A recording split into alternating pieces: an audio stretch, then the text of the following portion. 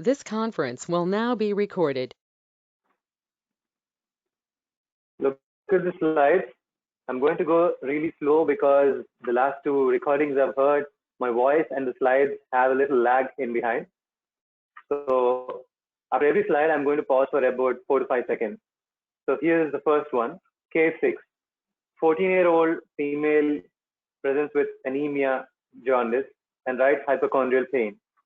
On examination, the vitals are stable. There is pallor, icterus, and splenomegaly. The ultrasound shows cholelithiasis. The lab values show elevated LDH and serum bilirubin. Peripheral smear shows this picture. You can see the peripheral smear here. Large bluish reticulocytes and damaged rounded or spherocytic red cells.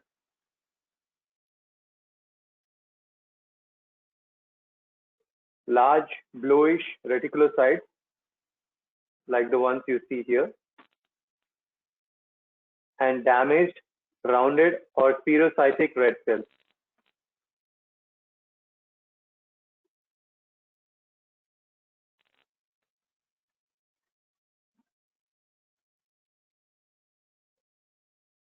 Mukesh says it's hereditary spherocytosis. Any other answers?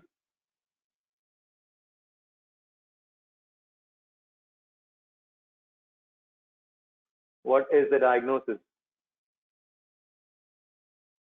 Any other answers?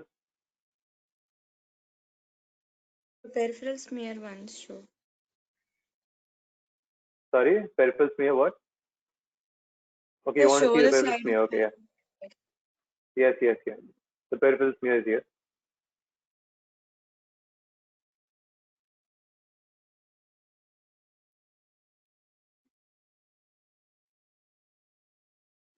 The 14-year-old female presenting with anemia, jaundice, and right hypochondrial pain. The patient has, on examination, pallor, icterus, and splenomegaly. The lab values show anemia and elevated LDH and elevated serum bilirubin. What could be the diagnosis? There is an additional finding. There is ultrasound that shows cholelithiasis. Harshit says it's autoimmune hemolytic anemia. So Mukesh says it's hereditary spherocytosis. Harshit says it's autoimmune hemolytic anemia. Stomatocyte, says Deepika on the peripheral smear.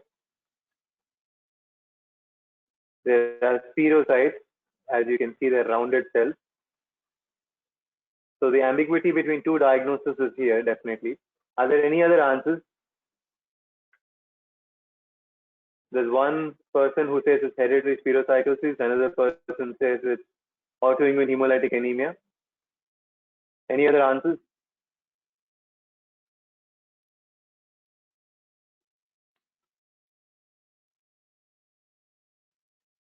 Well, both the answers are right. The differential diagnosis of this particular case and this particular peripheral smear is hereditary spherocytosis and autoimmune hemolytic anemia.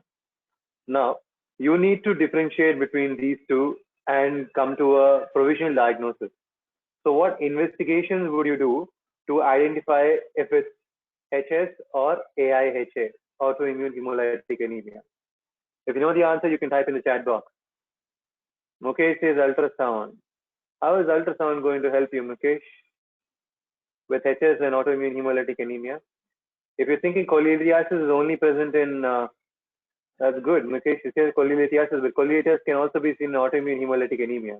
Although it's seen more commonly in HS, it can also be seen in autoimmune hemolytic anemia. So what else? What investigations will you do to confirm the diagnosis of HS or to confirm the diagnosis of autoimmune hemolytic anemia? Spectrin. So you can go for a more basic investigation. Spectrin is obviously seen in HS, but we can go for a more basic investigation, something that can be done simply.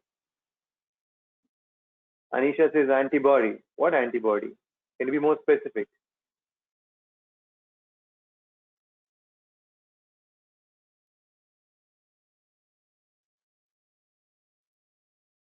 hereditary spherocytosis, what was the test we used to identify if it was HS? What was the test that we did before, that we discussed in the previous class? Flow cytometry is an advanced test. I'm talking about simple diagnostic tests that can differentiate between these two. You must be able to answer. That's good. Hemanjali says it's osmotic fragility test. That's very right. That's very correct. Hereditary spherocytosis, osmotic fragility is increased. But what happens in autoimmune hemolytic anemia? Osmotic fragility is normal here. So what is the test that you can do to identify or diagnose autoimmune hemolytic anemia?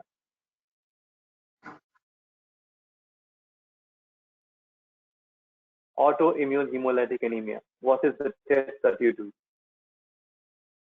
for the diagnosis or identification of AIHA? What particular serological test that you will do? Very good, Reshma. It's Coombs test. Harshit, you're also right. It's Coombs test. It's also Mukesh, you're also right. It's Coombs. So here it is. Coombs antiglobulin test will be positive here, and osmotic fragility will be negative. Coombs antiglobulin test will be positive, and osmotic fragility will be negative.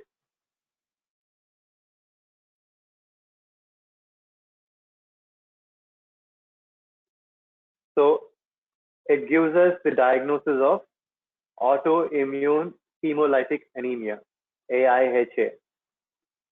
In the given clinical scenario, with a patient presenting with anemia, jaundice, and splenomegaly, with elevated LDH and elevated bilirubin, and probably cholelithiasis in the ultrasound, you have a differential diagnosis of hereditary spherocytosis and autoimmune hemolytic anemia because of the presence of spherocytes in peripheral smear.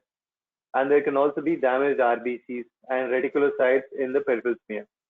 After investigations, you do osmotic fragility test, which is negative, and Coombs antiglobulin test, which is positive. Then you arrive at a provisional diagnosis of autoimmune hemolytic anemia, AIHA. It's a type of extracorpuscular acquired hemolytic anemia. Extracorpuscular means the mechanism of this anemia is outside the RBC cell. It's acquired. Means it's acquired over the lifetime of the patient, not during the birth. It's not hereditary. It's not predetermined. It's acquired over a period of time. Hemolytic anemia. So extracorpuscular, that means it's outside the RBC. Acquired, that means it's acquired during the lifetime of the patient. And hemolytic anemia, the hemolytic anemia. So that is AIHA.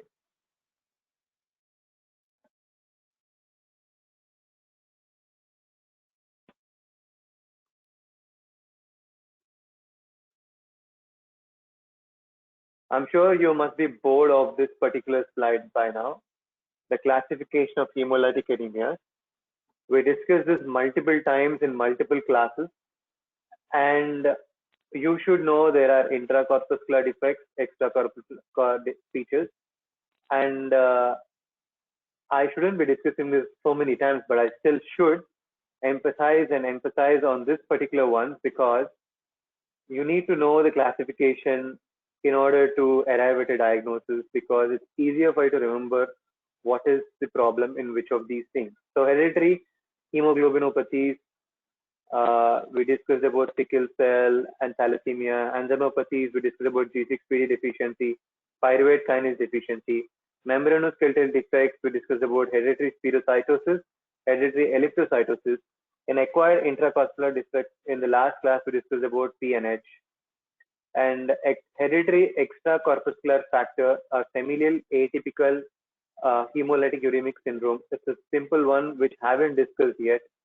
The next one is acquired extracorpuscular factors, which are mechanical destruction, which is also called microangiopathic hemolytic anemia, toxic agents, drugs, infectious causes, and autoimmune causes.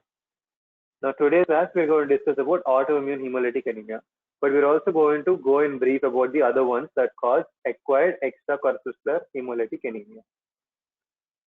So here, in the next slide, I'm just waiting for the slide to change.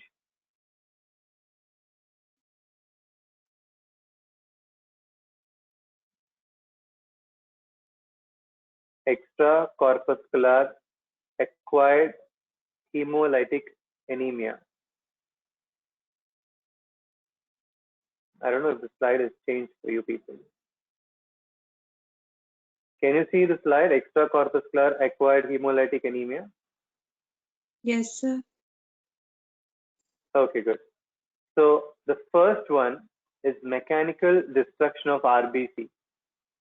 There is an example, March hemoglobinuria, microangiopathic hemolytic anemia. Infection, malaria, and Shiga toxin producing E. coli, O157 is to H7. Toxin with lecithinase activity occurs with Clostridium perfringens. Sepsis or endocarditis from a variety of organisms. The first one is mechanical destruction of RBC.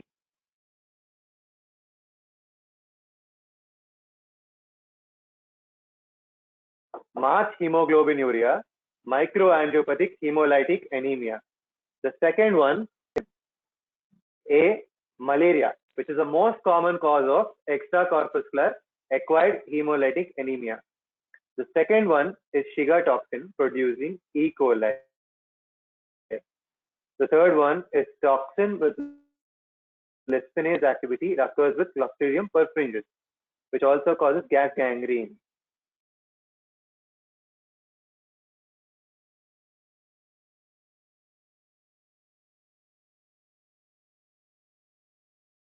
So my audio connection has been restored.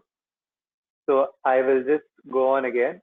The second one is infection, malaria, Shiga toxin producing E. coli.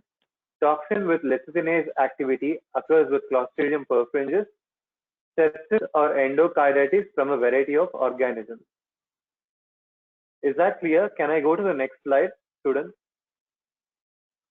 Yes, sir. Yes, sir. Okay, good. So the third one is immune hemolytic anemia, which we will discuss in detail in today's class.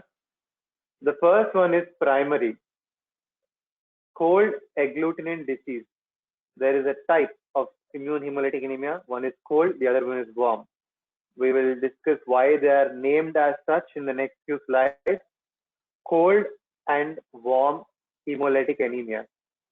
Primary is cold agglutinin disease, CAD. Cold agglutinin disease. AIHA is idiopathic.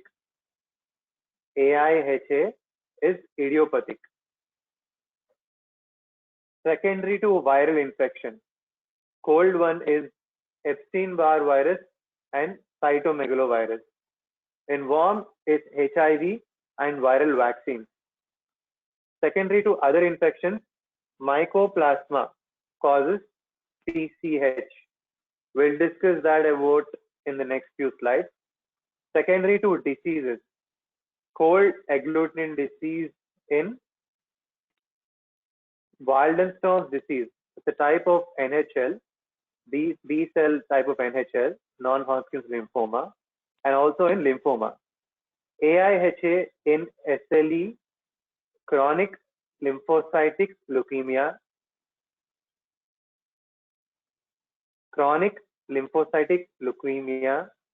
malignancies, and chronic inflammatory disorders. Example is IBD.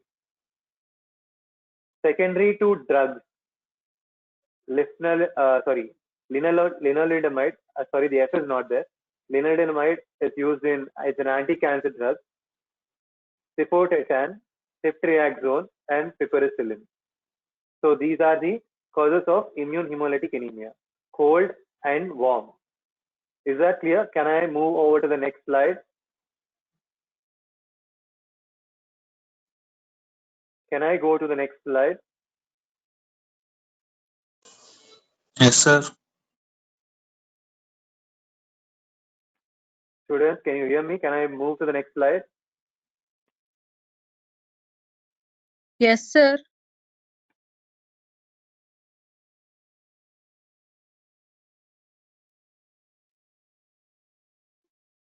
Students, am I audible? Yes, sir.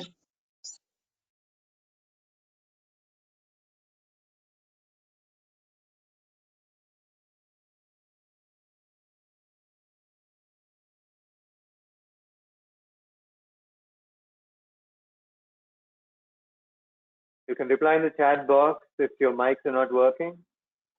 You can tell me if my mic is working or not. Am I audible?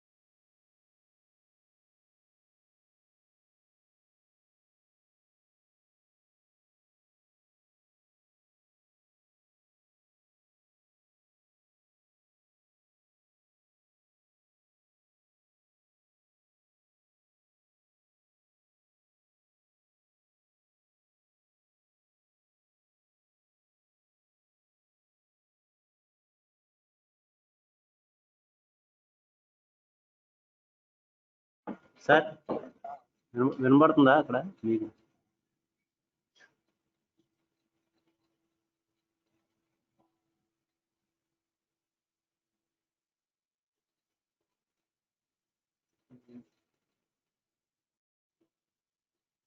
మీకు కంప్యూటర్లో వినిపించట్లేదు sir?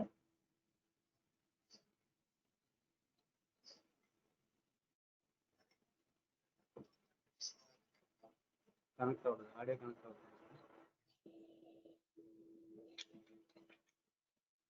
Sir. Pawan Kalyan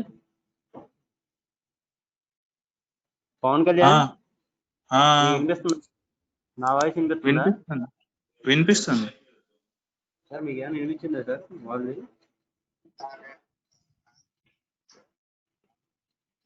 మీకు వినిపించట్లేదు sir. ఇక్కడ బాగానే ఉంది sir, వాళ్ళకి వినిపిస్తుంది. మీ ఫోన్లో చెప్తే నాకు వినిపిస్తుంది సార్, కంప్యూటర్లో రావు. ఒకసారి డిస్కౌంట్ చేస్తాను సార్. ఆపండి sir.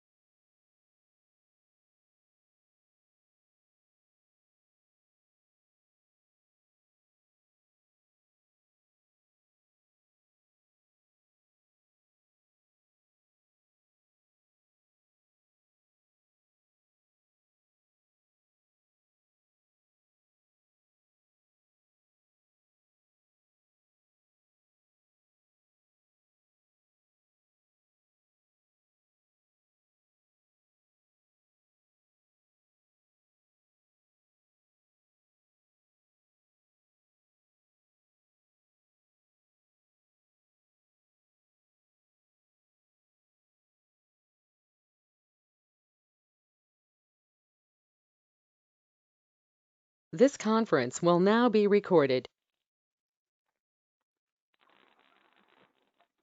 Students, can you hear me? Can you see the screen? Can you see the slides? Yes, sir. Can you see the slides? Yes, sir. Okay, good. So this slide was done. The next slide. Toxic agents and drugs. There are chemicals with oxidative potential. There are non-oxidative chemicals with largely unknown mechanism. The first one is hyperbaric oxygen, nitrates, chlorates, methylene blue, dapsone, cisplatin, and numerous aromatic cyclic compounds. Arsine, stibine, copper, and lead are non-oxidative, largely unknown mechanisms. So now we will continue this class, and hopefully the audio or the screen won't have a problem in between. I'll go to the next slide. Can I switch to the next slide? Yes, sir. Okay.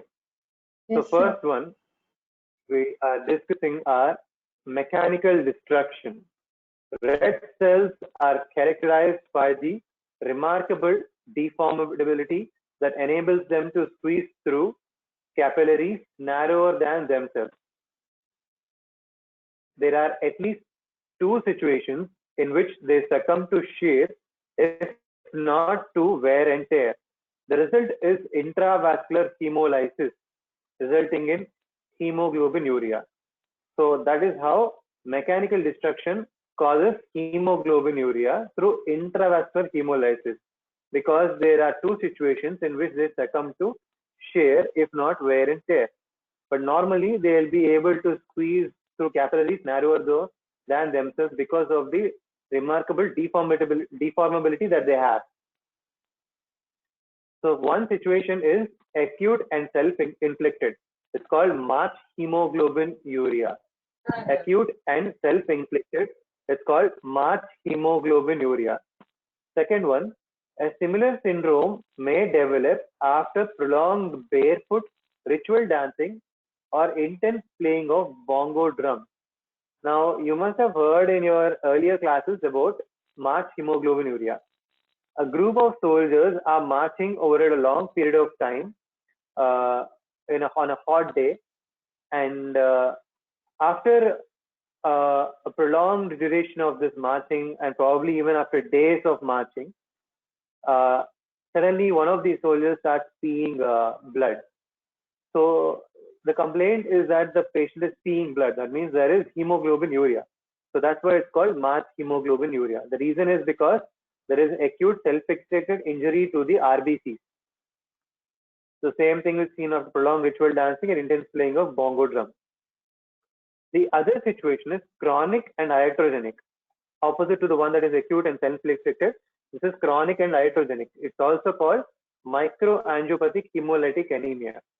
It takes place in patients with prosthetic heart valves, especially when paraprosthetic regurgitation is present. So there must be a regurgitation present over the area of the prosthetic heart valve. If the hemolysis is consequent on mechanical trauma to the red cells is mild.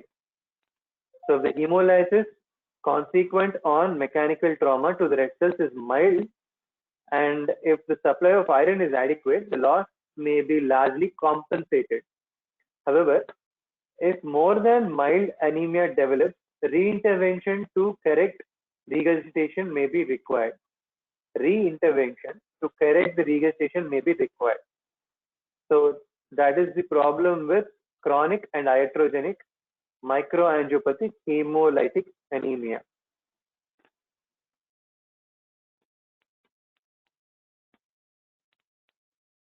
So the second one is infection.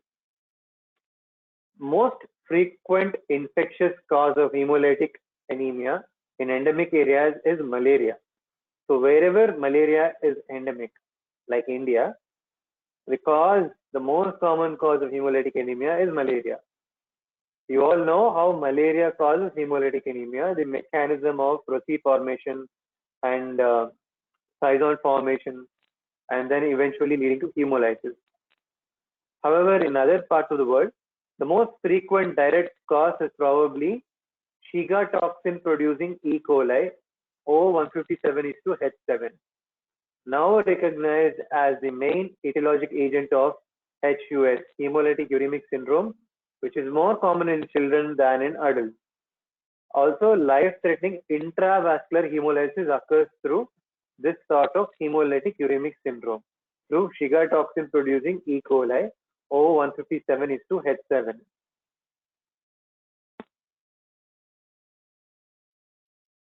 Right. So in the next slide, hemolysis due to a toxin with lystinase activity occurs with Clostridium perfringens sepsis, the organism that causes gas gangrene.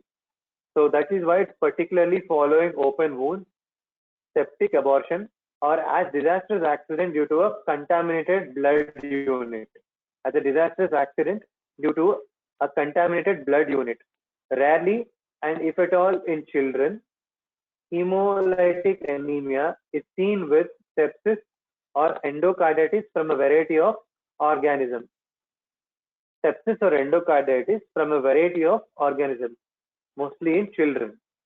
In addition, bacterial and viral infections can cause hemolytic anemia by indirect mechanisms. We don't know what the mechanisms are, but bacterial and viral infections can cause hemolytic anemia by indirect mechanisms.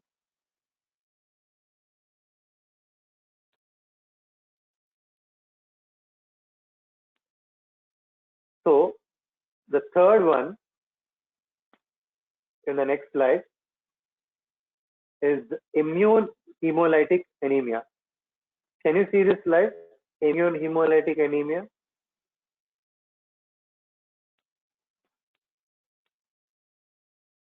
Can you see the slide? Yes, Immune madam. hemolytic anemia. Yes? Yes, sir. Okay. These can arise through at least two distinct mechanisms. The first one, there is a true autoantibody directed against the red cell antigen. That is, a molecule present on the surface of red cells. So a red cell antigen produces a true autoantibody that can cause immune hemolytic anemia. The second mechanism, when an antibody directed against a certain molecule, like example a drug, reacts with that molecule, red cells may get caught in the reaction whereby they are damaged or destroyed. So an antibody directed against a drug, it reacts with that particular antigen on the red cell. So they get caught in the reaction where they are damaged or destroyed. So that is the two mechanisms behind immune hemolytic anemia. The next slide. The antibodies involve different optimum reactivity temperatures, and they are classified in the time-honored categories of cold and warm. That is the reason we have this classification of cold type of antibodies and warm type antibodies, causing cold type autoimmune hemolytic, cold immune hemolytic anemia and warm immune hemolytic anemia. Autoantibody mediated hemolytic anemia may be seen in isolation where they are called idiopathic or as a part of systemic autoimmune disorder such as systemic lupus erythematosus SLE. So autoantibody mediated hemolytic anemia can be either idiopathic or as a part of systemic autoimmune disorder such as systemic lupus erythematosus. So the the classification is cold and warm.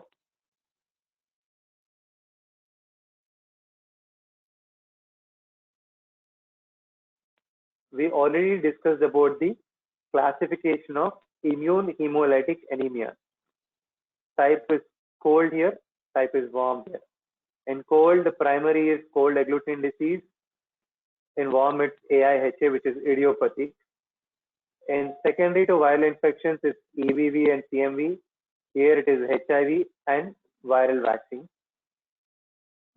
In secondary to other infections, it's mycoplasma causing PCH. And here it's CAD, secondary to other diseases, Waldenstrom's disease, and lymphoma. In worm, it's AIHA and SLE, CLL, malignancies, and chronic inflammatory disorders, so like IBD. Secondary to drugs, it's lenalidomide and ceftazidime, ceftriaxone, piperacillin, and worm. So this is the classification of immune hemolytic anemia. Now we are going to talk in detail about AIHA, maybe about PCH and CAD a little bit. The first one is autoimmune hemolytic anemia, AIHA.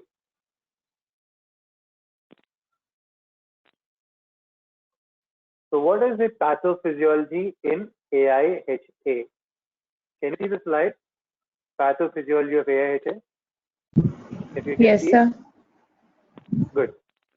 Once a red cell is coated by an autoantibody, it will be destroyed by one or more mechanisms.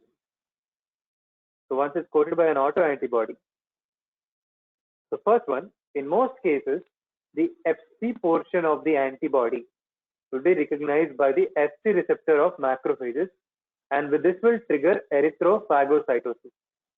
Now, you all must have studied in microbiology about immunology, where you studied about the structure of an antibody. There are two ends to the antibodies that you see. There is an Fab end and there is an Fc portion, which is like a stalk.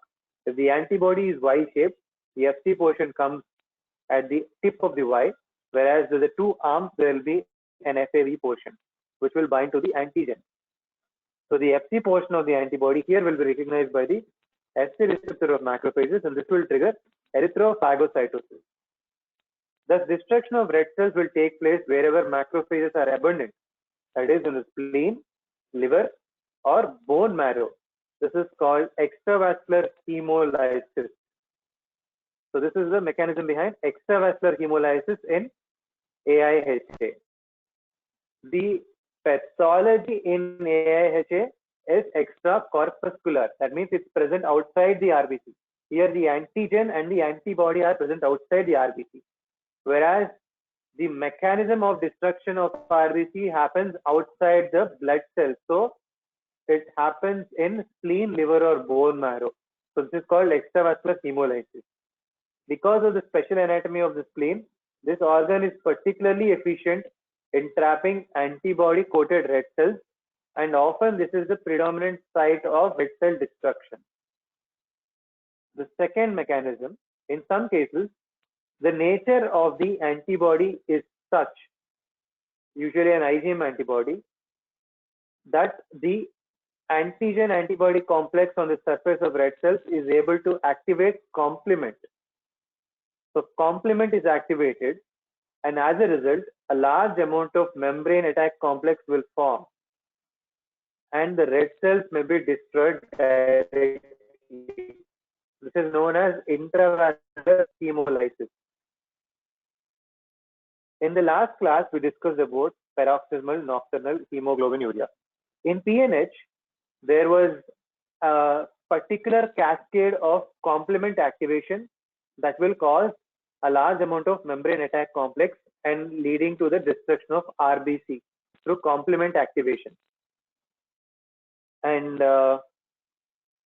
eculizumab was a drug that would prevent such activation of complement.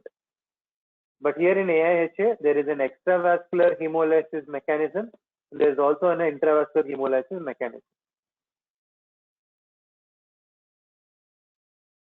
This is a picture that depicts this particular type of mechanism in autoimmune hemolytic anemia. The top end of the slide, you can see RBC here, which are bound by antibodies by the Fab end. The Fc portion of the antibody is free. Complement activation happens with the formation of membrane attack complex, destroyed red cell membrane, and free hemoglobin. Right? Destroyed red cell membrane and free hemoglobin is seen. Here the RBC also goes to the reticuloendothelial system. Mononuclear phagocyte cell with the Fc receptors will bind to the Fc receptors of this one, IgG1 or IgG3 antibody molecule, and will lead to phagocytosis, fragmentation, or cytotoxicity. So these are the consequences of extravascular hemolysis. Coming to the clinical features of AIHA. Can you see the slide? Clinical features of AIHA. Yes, sir. Okay, good. AIHA is a serious condition. Without appropriate treatment, it may have a mortality of approximately 10%. Believe me, 10% mortality is very high. So you need to find out if the patient has a serious condition, severe anemia that is very abrupt and can be dramatic. So here the onset is often abrupt and can be dramatic. The hemoglobin level can drop within days to as low as 4 gram per deciliter. We have seen patients in our hospital who have come with autoimmune hemolytic anemia with hemoglobin of even 1.5 to 2. That is very low hemoglobin. Patient will usually be in congestive cardiac failure, and eventually, if the hemoglobin is not corrected, they will die because of hypoxia. The massive red cell removal will produce jaundice, and sometimes the spleen is enlarged. When this triad is present, the suspicion of autoimmune hemolytic anemia must be high. So, a severe anemia, jaundice, and enlarged spleen. This triad should raise a suspicion of autoimmune hemolytic anemia. So, firstly, when AIHA develops in a person who is already known to have systemic lupus or chronic lymphocytic leukemia, we call it a complication. So here, AIHA is a complication of systemic lupus erythematosus or chronic lymphocytic leukemia. The second one, conversely, when AIHA presents on its own, it may be a pointer to an underlying condition that we ought to seek out. So it can be the presenting symptom of SLE, or it can be the presenting symptom of chronic lymphocytic leukemia. So AIHA presenting for the first time in an undiagnosed patient can be a pointer to an underlying condition. In some cases, AIHA can be associated on first presentation or subsequently with autoimmune thrombocytopenia, seen in Evans syndrome. An example is Evans syndrome. Autoimmune thrombocytopenia or other cytopenias can be seen in Evans syndrome.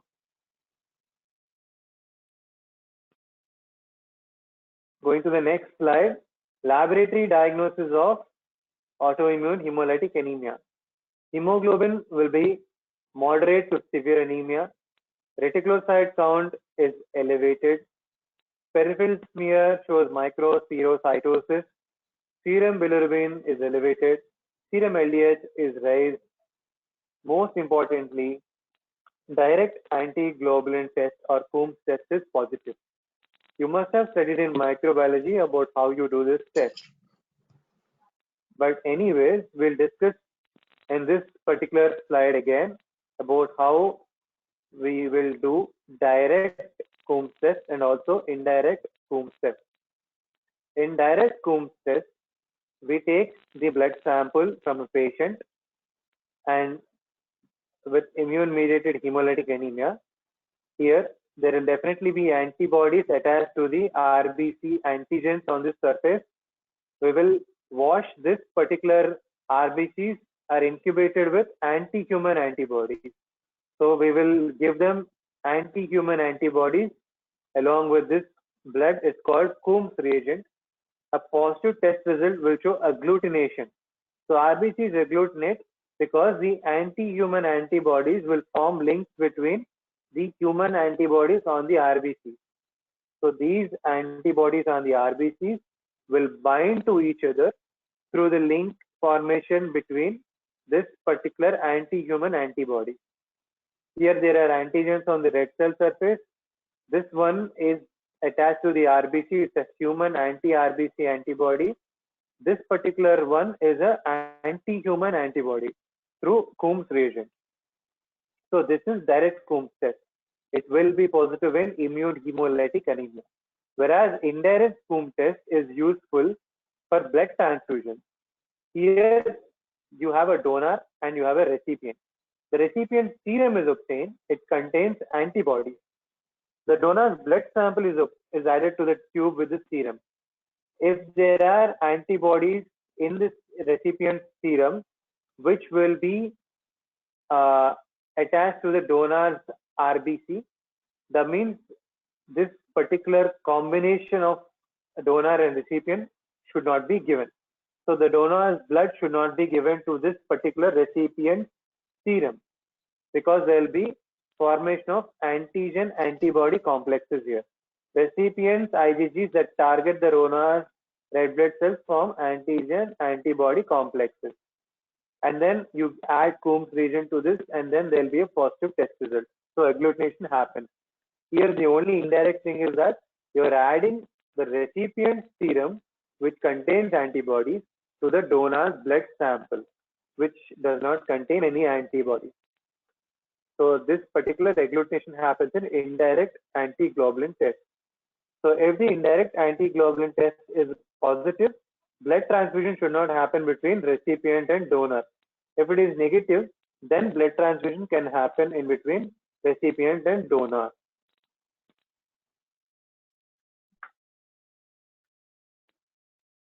So the next slide is treatment of autoimmune hemolytic anemia.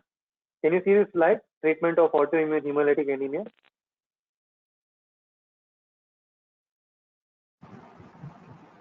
Yes, sir. Okay, good.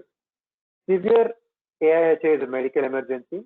We discussed that the hemoglobin is going to drop really fast, and that is why you need to act really fast. It's a medical emergency. Treatment almost invariably includes transfusion of red cells. Now, transfusion of red cells will pose a special problem because if the antibody involved is non-specific, all the blood units cross-match will be incompatible. So it doesn't matter what blood you're going to give, there definitely is going to be some sort of incompatibility, and the cross-matching will not be showing positive results. So in these cases, it is often said, even paradoxically, to transfuse incompatible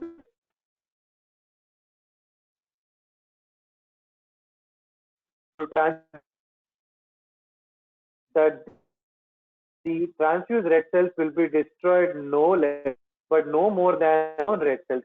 But in the meantime, the patient stays alive. So here, it's an ambiguous condition, but you have to give incompatible blood to this particular patient. Incompatible blood to this particular, so that the patient needs to stay alive here.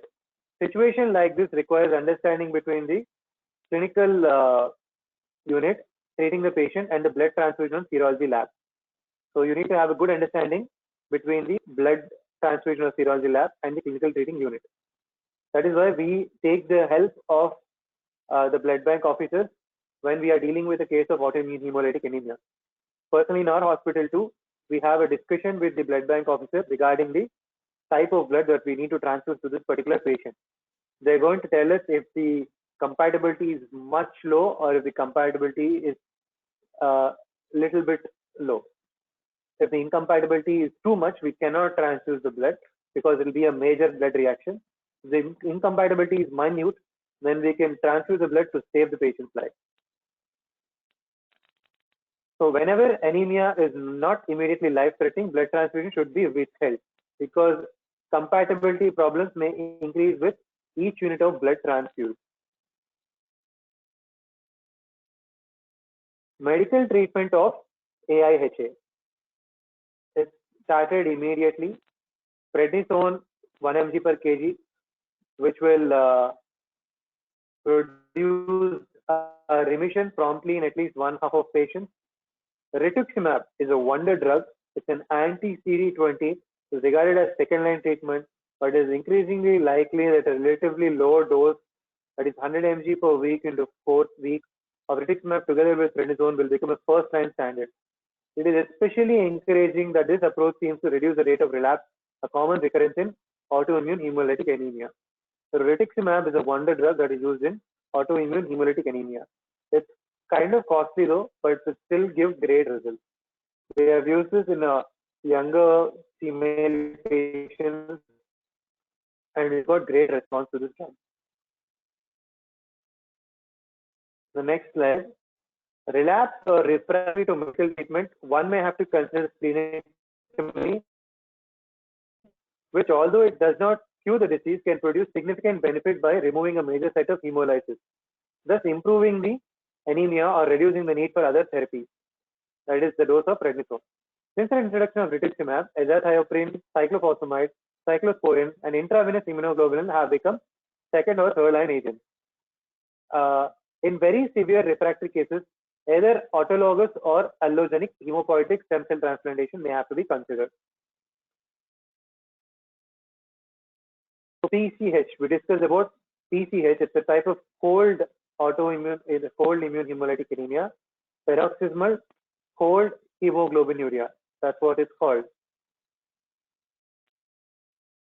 PCH is a rare form of autoimmune hemolytic anemia occurring mostly in children, usually triggered by a viral infection, self-limited, and characterized by the involvement of the so-called Donat-Landsteiner antibody. This is a characteristic feature of PCH.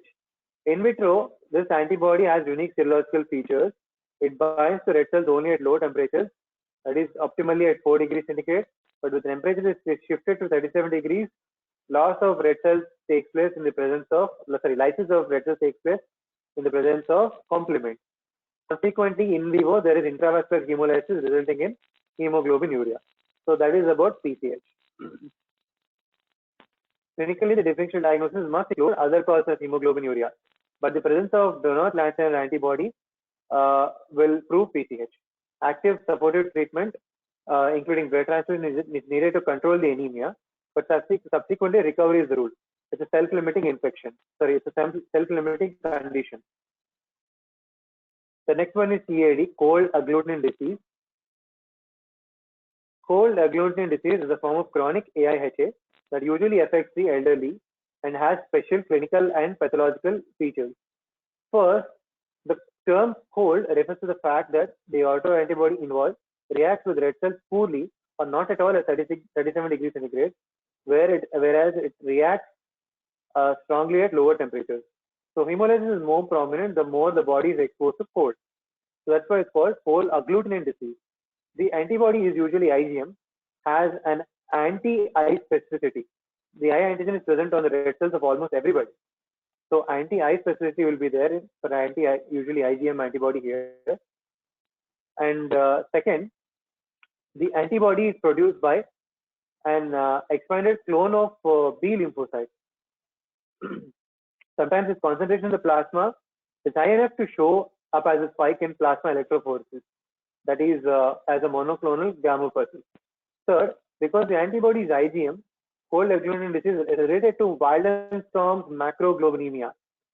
Although in most cases the other clinical features of this disease are not present, CAD must be regarded as a form of Waldenstrom's macroglobulinemia, that is as a low-grade mature B-cell lymphoma that manifests as an early stage precisely because the unique biological properties of the IgM that it produces gives the clinical picture of chronic HA. So here there are three mechanisms by which you can see cold agglutinin disease. The first one is because the predominant antibody is IgM. It also has anti-I specificity, and this I antigen is present in almost all of RBCs. So the second one is the antibody is produced by an expanded clone of B lymphocytes. So it can also be seen in plasma electrophoresis and can be seen as a monoclonal gammopathy. Third, because the antibody is IgM, it is related to Waldenstrom's macroglobulinemia. So it's a form of mature B-cell lymphoma. The treatment of CAD in mild forms, just a second. Hello? 5 minutes, I think. In mild forms of CAD, avoidance of exposure to cold is necessary, and in severe forms, the management is not easy. Blood transfusion is not effective because the donor cells are I positive and will be rapidly removed. So bed transfusion is very difficult. The treatment of severe form of cold agglutinin disease is very difficult. So immunosuppressive or cytotoxic treatment with azathioprine and cyclophosphamide can reduce antibody titer, but the efficacy is limited. Unlike in AHA, prednisolone and splenectomy are ineffective. Plasma exchange will remove the antibody, but it's a rational approach. It's laborious, must be carried at frequent intervals if it's to be beneficial. The management of CAD has impacted significantly with the advent of rituximab, and here 60% of the patients respond and remission may be durable with rituximab fludarabine combination. So this is the treatment of cold agglutinin disease. The last one is toxic agent in drugs. There are a number of chemicals with oxidative potential. Hemolysis occurs even in people who are not G6PD deficient. We discussed this in the previous slide. These are the toxic agents in drugs that can cause hemolysis. So that is the end of today's class. It's a long class because there's a lot of delays today. And so if there's any doubts, you can ask me.